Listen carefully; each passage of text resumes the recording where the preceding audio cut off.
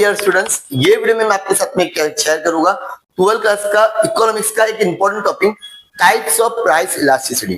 ठीक है, तो सबसे पहले टाइप्स ऑफ प्राइस इलास्टिसिटी में है परफेक्टली इलास्टिक डिमांड, जहां पर हम लोग बोल सकते हैं थोड़ा सा प्राइस चेंज होने पे या प्राइस कम हो रहा है या प्राइस बढ़ रहा है, तुम्हारी डिमांड इन्फिनाइट चेंज होती है। क्या होती है?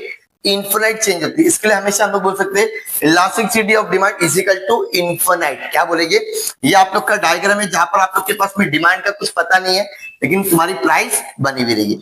ये चीज याद रखना, हॉरिजॉन्टल पैरेलल टू एक्सिस, ये जो लाइन है किसको पैरेलल कर रही है?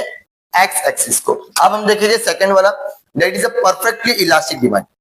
परफेक्टली इनइलास्टिक डिमांड का मतलब प्राइस चेंज होगा लेकिन डिमांड में कुछ असर होने वाला नहीं है। फिर से सुनो, प्राइस बढ़े या कम हो, डिमांड जैसे थी वैसे रहने वाली, कुछ भी चेंज होने वाला नहीं है। इसी को हम लोग बोलते हैं परफेक्टली इनइलास्टिक डिमांड। क्या बोलते हैं? Perfectly inelastic.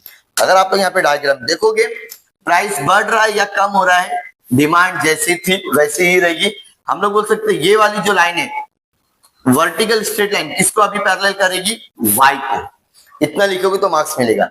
नेक्स्ट है आप लोगों का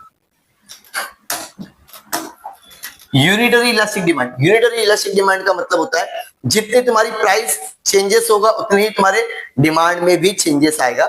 इसका हमेशा E equal to ED equal to 1 आता है। क्या आता है? ED equal to 1।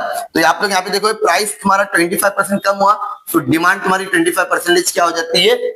बढ़ जाती है। और ये जो कर्व है इसको हम लोग बोलते हैं हाइपरबोला। क्या बोलते हैं?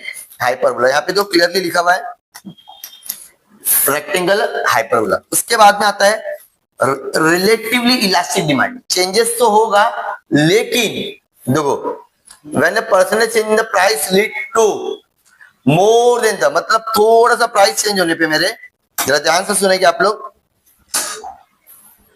थोड़ा सा प्राइस चेंज होगा मेरा, क्या होगा? प्राइस थोड़ा सा चेंज होगा। जैसे 50% प्राइस चेंज हुआ तो 100% मेरी क्वांटिटी डिमांड क्या हो जाती है? बढ़ती है। उसी को हम लोग बोलते हैं रिलेटिवली इलास्टिक डिमांड। चेंजेस होगी लेकिन ज्यादा चेंजेस होगी। ठीक है, नेक्स्ट, इसको जो डिमांड कर्व का नाम है, यहाँ पे डिमांड कर्व का नाम आप लोग याद रखोगे फ्लैटर स्लोप। क्या रहेगा? Flatter slope. लास्ट है रिलेटिवली इलास्टिक डिमांड। चेंजेस यहां पर भी होगा। फॉर एग्जांपल अगर मैं बात कर लेता हूं, when the percentage change in the price lead to the lag proportion, मतलब 25% मेरी डिमांड क्या होगी? चेंजेस होगी, लेकिन ये जो ये है बहुत कम चेंजेस होगा। जैसे कि ये 50% चेंजेस हुआ, प्राइस 50% मेरा कम हुआ तो ये